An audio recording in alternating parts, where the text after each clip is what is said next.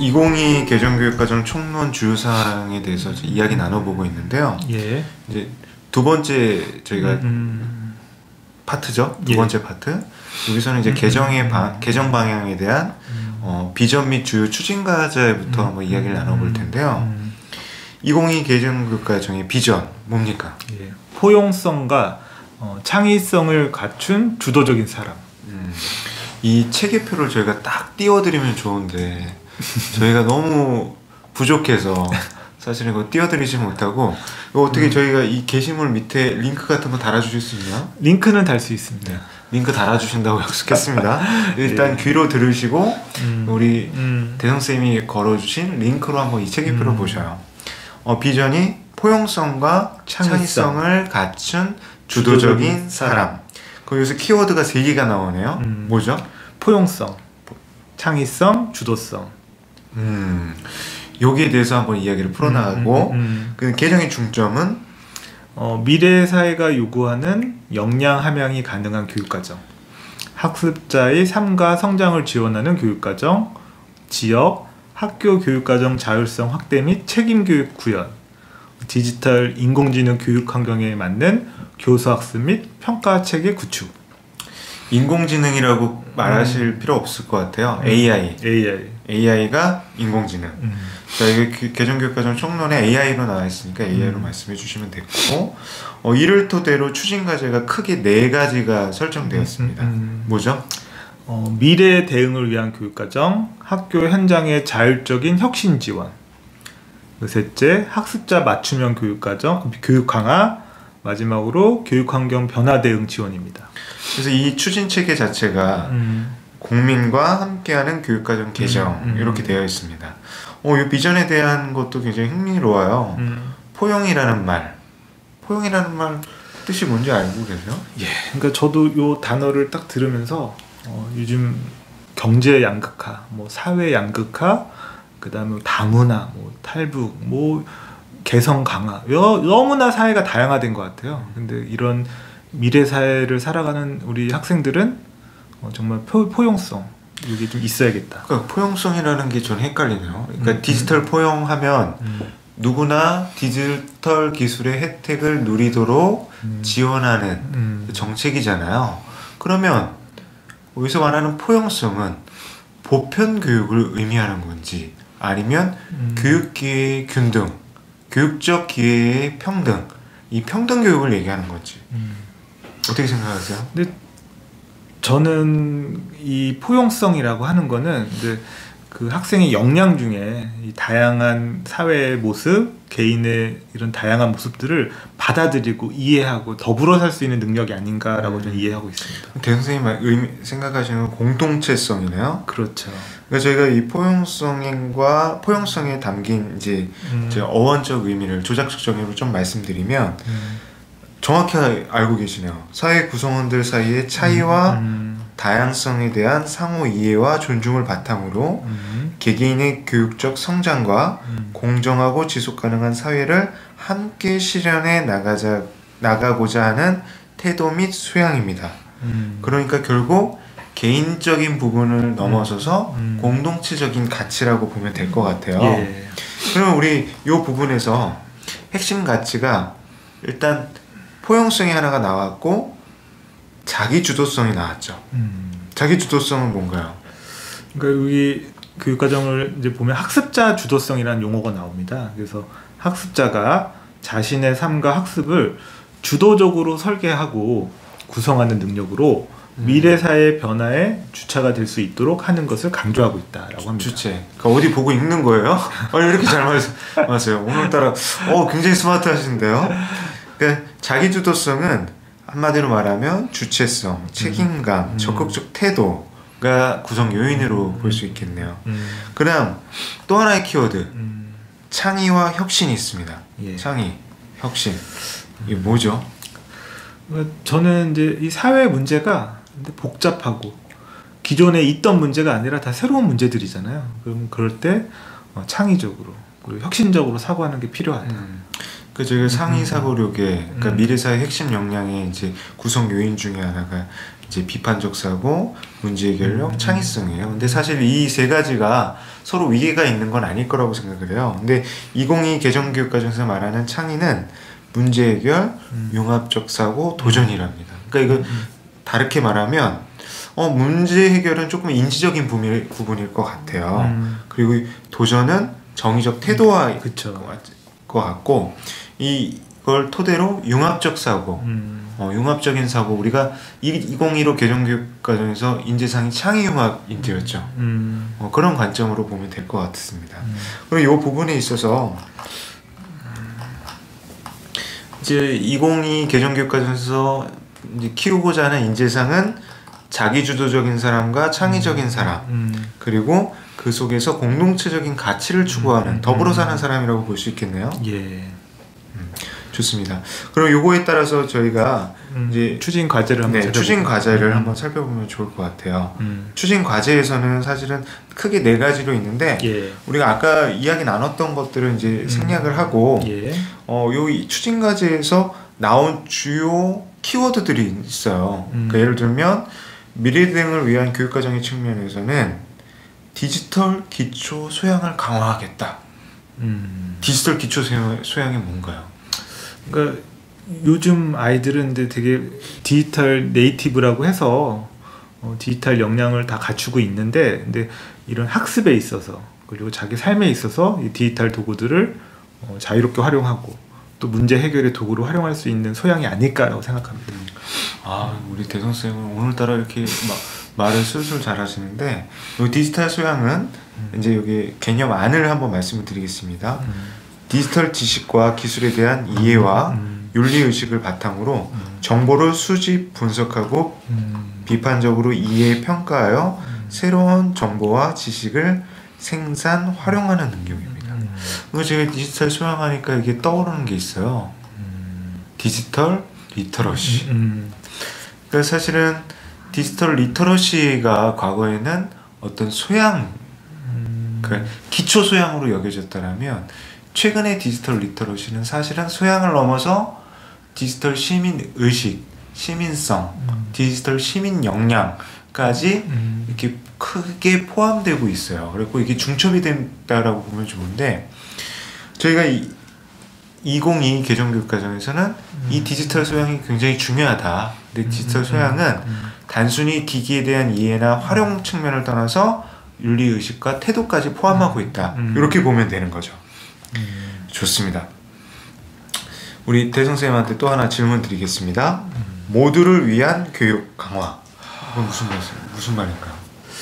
모두를 위한 교육 강화요? 이거 되게 어려운 문제네요. 근데 요즘에 언젠가부터 제가 과학교육 이런 데 관심이 있었는데, 모두를 위한 과학교육, 모두를 위한 무슨 교육.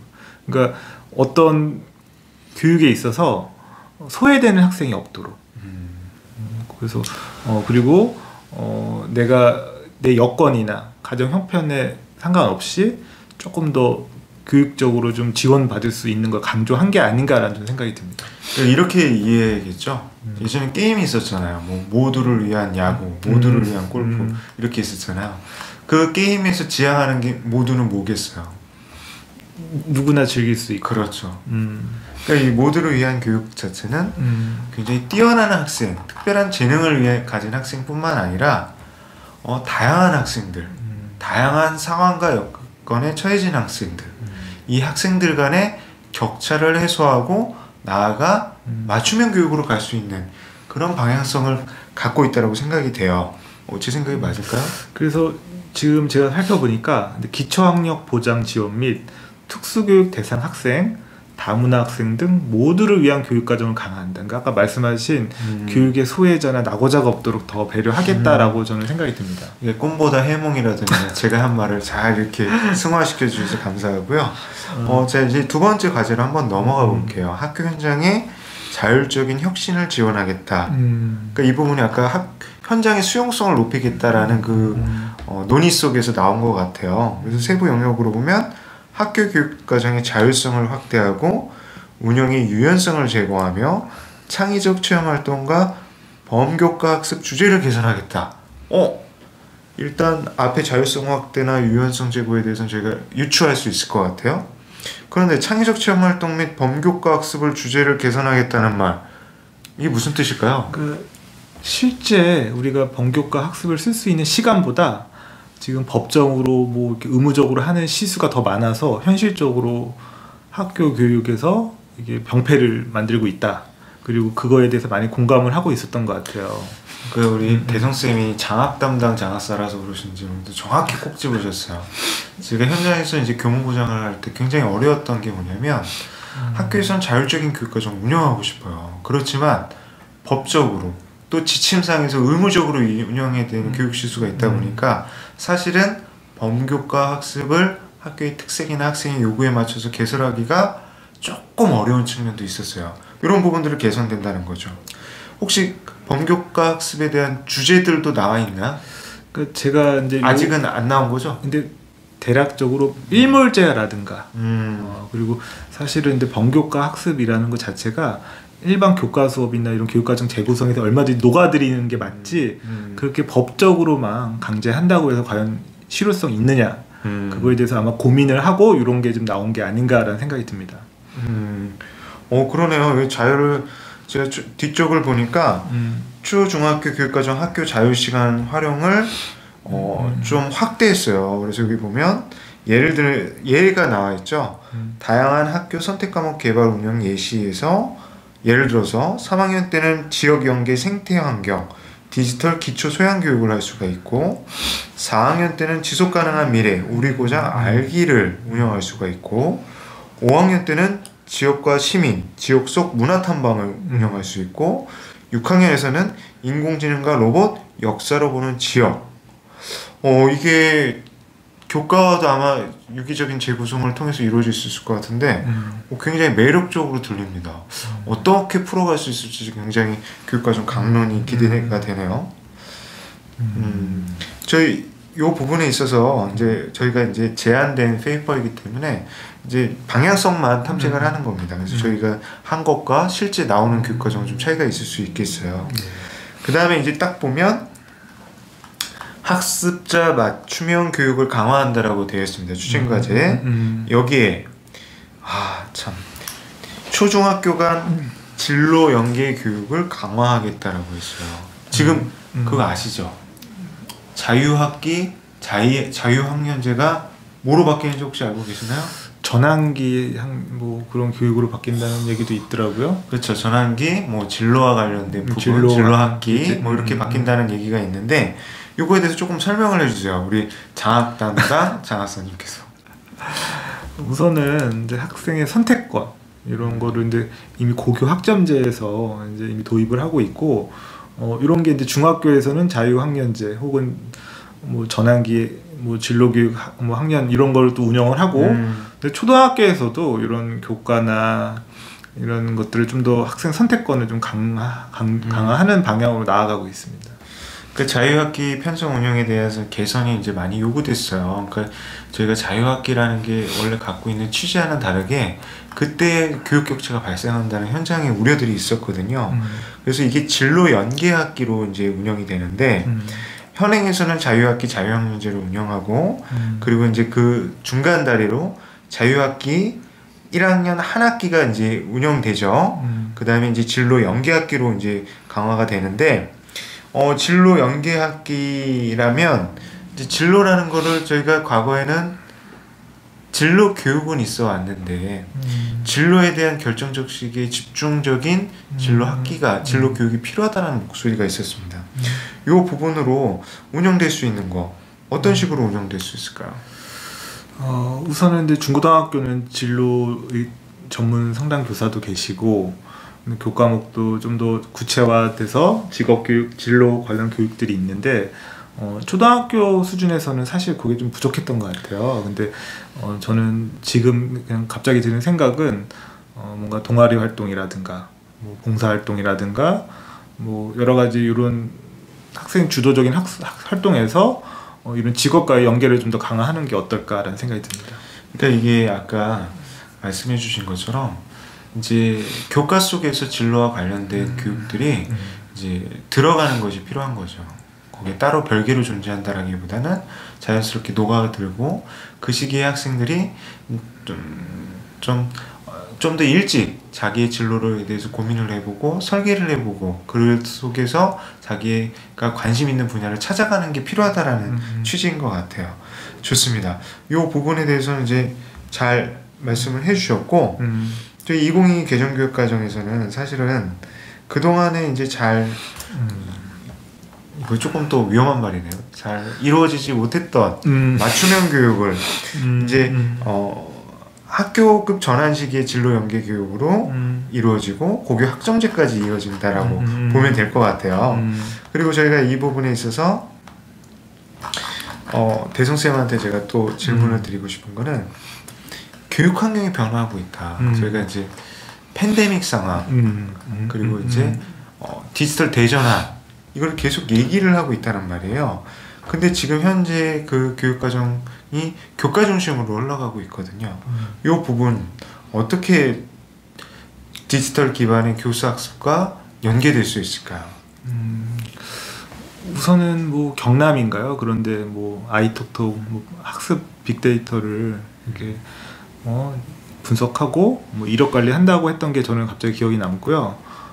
그 다음에 요즘에 공간 혁신이라든가 이런 개정교육과정과 이렇게 함께 연계해서 이런 학교 공간도 다 자유로워지고 거기에서 교육과정 운영도 좀 더 자유로워지고 근데 수업도 근데 이런 단절된 교과라기보다는 융합 수업으로 이루어질 수 있는 환경이 많이 구축이 된 것 같습니다. 그러면 저희가 아까 디지털 기반의 학교 공간의 이제 공간 혁신들 얘기하셨는데 그린 스마트 미래 학교도 그런 일환이죠. 그렇죠. 그 관점에서 본다면 어떤 저희가 기대를 해볼 수 있을까요? 우선은 이제 그린 스마트 미래 학교 같은 경우는 이제 이런 공간도 다변화하고 공간의 목적도 다양화해서 예전에 딱 정해져 있는 뭐 과학실, 미술실이 아니라 학생들이 뭐 자율적인 스터디를 할 수도 있고 자치 활동도 할 수 있고 어떤 탐구학습도 할 수 있는 융복합적인 약간 그런 공간으로 많이 구축되고 있거든요. 그래서 이런 거와 이런 개정교육 과정이 함께 간다면 그리고 그게 수업으로 좀 이어질 수만 있다면 요 맞춤형 수업의 취지가 좀 더 잘 살지 않을까라고 생각합니다. 이제 그런 부분에서 이제 저희가 기대를 갖는 게 뭐냐면 1인 1 디바이스 사업이나 교육 플랫폼 사업 전국 단위 또 시도 단위로 굉장히 강조돼서 이루어지고 있거든요. 그리고 학생들이 이제 생활하는 학교에 대한 이제 원격 교육 인프라 같은 경우도 디지털 교육 인프라도 많이 확충되고 있어요. 근데 저희가 이거에서 굉장히 중요한 거는 아무리 그런 사업들이 이루어진다라고 해도 결국은 교육과정과 수업이 바뀌어야 되잖아요. 그렇죠. 대성쌤 그런 부분에서 장학에 대한 지원 더 열심히 촘촘하게 해주시길 부탁을 드릴게요. 예, 그래서 요즘에 화두가 학생들 간의 학습 결손, 학습 격차 문제거든요. 그래서 이런 수업 안에서 정말 수준이 다른 아이들이 이렇게 좀 더 의미 있는 배움을 할 수 있도록 수업 방법의 개선에 대한 지금 고민이 많이 하고 있습니다. 이런 부분들 같은 경우 이제 교육과정이 기대하는 부분들이 사실은 총체적으로 담겨 있는 것 같아요. 근데 사실은 쉽지 않거든요. 왜냐하면 저희가 지금까지 해왔던 틀을 깨는 부분도 분명히 있거든요. 그래서 저희가 여기서 다 언급할 수는 없지만 저희도 교육구성원의 한 사람으로서 이 부분들을 되게 굉장히 기대하고 관심을 갖겠습니다. 저희 향후 개정교육과정 2022 개정교육과정 개정이 타임라인이 어떻게 되나요? 올 하반기에 제가 알기로는 강론이 발표가 되고 근데 그 이후부터 이제 단계적으로 적용이 되는 걸로 알고 있고요. 지금 아마 올해 여러 가지 연수라든가 이런 안내가 많이 이루어지지 않을까 생각하고 있습니다. 그 교육과정 총론과 강론이 올해 이제 하반기에 예정되어 있는데 그러면 저희가 그때 이제 발표가 되면 좀 개정교육과정에 대한 공부도 좀 많이 하면서 그 콘텐츠를 조금 많이 찍죠. 그렇죠. 많이 공부하실 거죠? 지원 잘 해주십시오. 제 업무랑도 연관성이 높은 쪽이라서 한번 같이 공부하도록 하겠습니다. 그러니까 사실은 오늘 이 시간에는 저희가 2022 개정교육과정을 수박 겉핥기식으로 살펴봤거든요. 근데 저희도 이거 보면서 4가지 과제에 대한 부분은 공감대는 형성됐어요. 그렇지만 저는 약간 비판적 사고를 하겠습니다. 여기에 대해서 더 다듬어줘야겠다. 그래서 이제 남은 시간이 많이 부족하지만 이 부분에 있어서 교육 현장의 목소리를 많이 귀 기울여 달라 이렇게 부탁을 드리고 싶어요. 지금 이런 맞춤형 교육이나 이런 학교의 자율성이 많이 커지는 측면이 있는데 이게 충분한 지원과 충분한 공감대 형성이 안 되면 학교 간 교육 격차로 학생 간 교육 격차로 더 벌어질 수 있는 위험서가 좀 있다고 생각이 들어요. 그래서 네. 지금 준비하는 시기에 정말 충분히 공감하고 정말 내실 있게 준비해야 된다고 생각합니다. 그러니까 지금 교육 현장에서 코로나 상황 속에서 학습 개선에 대한 그런 걱정들이 많잖아요. 그러니까 자율성이라는 건 든든한 토대 위에서 이루어지는 거지 그냥 자율성을 가져라 그러면 그 방임에 가깝다고 생각합니다. 그 부분 제가 첨언을 했습니다. 자, 예, 이것으로 마치겠습니다.